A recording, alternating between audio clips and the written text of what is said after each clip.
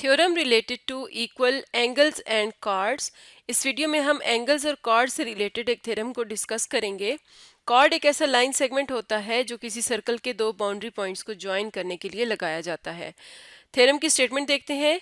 If the angle subtended by two chords of a circle or congruent circles at the centre corresponding centers are equal then the chords are equal.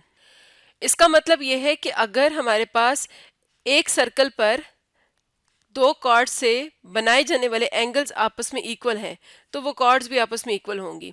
इस बात का मतलब ये है कि अगर हमारे पास ये एक सर्कल है और इस पर एक कॉर्ड से बनाया जाने वाला ये एक एंगल है, यानी कॉर्ड हमने इस तरह से एक लाइन सेगमेंट ड्रॉ किया और उससे बनने वाला ये एंगल है।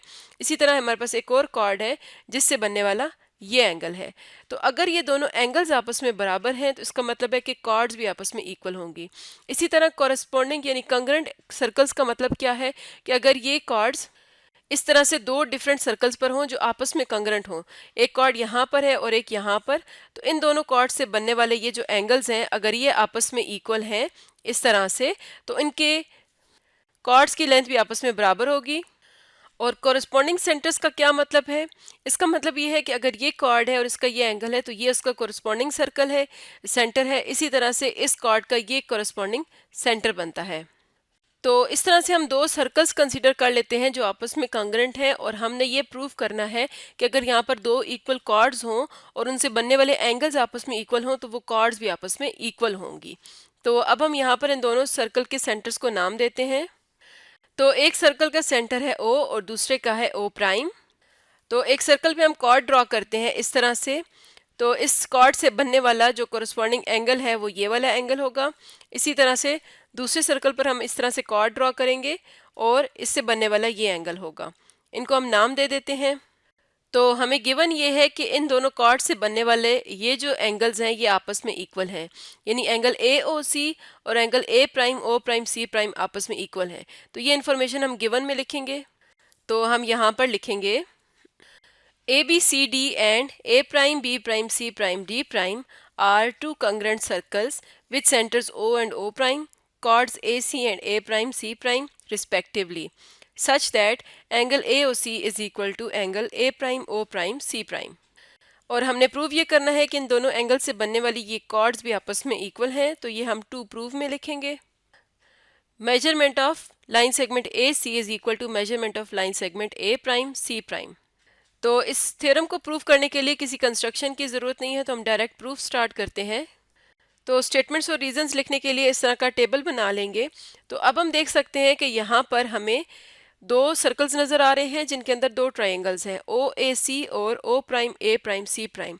हमने इन दोनों ट्राइंगल्स की एक एक साइड यानी ये साइड और ये साइड कॉरस्पॉन्डिंग साइड्स को आपस में इक्वल प्रूफ करना है। तो हम इन दोनों ट्राइंगल्स की कॉरस्पॉन्डेंस देखेंगे।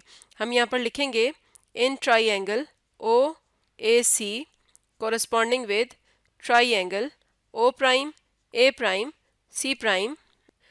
तो इन दोनों ट्राइंगल्स को अगर हम कंपेयर करें तो हम यहाँ पर अगर ये साइड ओ ए और ओ प्राइम ए प्राइम को कंपेयर करें तो ये आपस में इक्वल हैं। ये आपस में इक्वल क्यों है? क्योंकि ये दोनों सर्कल्स कंग्रेंट हैं तो इनके रेडियस आपस में बराबर होंगे और ये जो ओ से ए तक लाइन सेगमेंट है ये भी रेडियस है।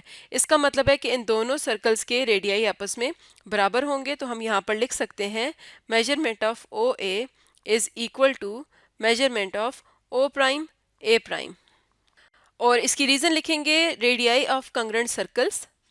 उसके बाद हमें ये चीज़ गिवन थी कि ये जो इनके एंगल्स हैं ये आपस में इक्वल हैं, ये हमें गिवन था। तो इसलिए यहाँ पर ये भी हम लिख सकते हैं क्योंकि इन दोनों ट्राइंगल्स को कंपेयर करने में ये एंगल्स आपस में इक्वल हैं। तो हम लिखेंगे measurement of angle A O C is equal to measurement of angle A prime O prime C prime और इसकी रीज़न लिख देंगे गिवन। इसी तरह अगर हम इन ट्राइंगल्स की बाकी दो साइड्स को कंपेयर करें तो साइड ओ सी और ओ प्राइम सी प्राइम भी आपस में कंग्रेंट होंगी। क्यों कंग्रेंट होंगी? क्योंकि एक सर्कल्स आपस में कंग्रेंट है, इनकी रेडियाई आपस में भी बराबर होंगे और ओ से सी एक रेडियस है।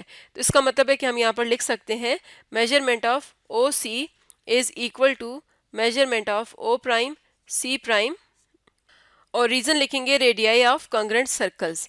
तो अब हमने देखा कि हमने यहाँ पर दो ट्राइंगल्स में कंपैरिजन किया है और उनमें साइड एंगल साइड को कंपेयर किया है। तो साइड एंगल साइड पोस्टुलेट के मुताबिक हम कह सकते हैं कि ये दोनों ट्राइंगल्स आपस में कंग्रेंट हैं, क्योंकि इनकी दो साइड्स और एक एंगल आपस में कंग्रेंट है। तो इसका मतलब है कि हम यहाँ पर कहेंगे so triangle O A C is congruent to triangle O prime A prime C prime, और रीजन देंगे एस ए एस पॉस्टुलेट। तो अगर ये दोनों ट्राई एंगल्स आपस में कंग्रेंट हैं तो इसका मतलब है कि इनकी रिमेनिंग साइड्स और एंगल्स भी आपस में कंग्रेंट होंगे। तो इसका मतलब है कि साइड ए सी और ए प्राइम सी प्राइम भी आपस में कंग्रेंट होंगी, यानी मेजरमेंट में बराबर होंगी। तो हम यहाँ पर लिखेंगे hence measurement of side AC is equal to measurement of side A prime C prime। और यही चीज़ हमने प्रूव करनी थी, क्योंकि ये जो साइड्स थी ये दोनों कॉर्ड्स थी इन सर्कल्स की। तो ये हमने प्रूव कर लिया कि अगर हमारे पास कोई भी दो सर्कल्स हों, वो कंग्रेंट हों, या एक ही सर्कल पर दो कॉर्ड्स से बनने वाले एंगल्स आपस में इक्वल हैं, तो वो कॉर्ड्स भी आपस में इक्वल होंगी। तो आज का हमारा टॉपिक था theorem related to equal angles and chords.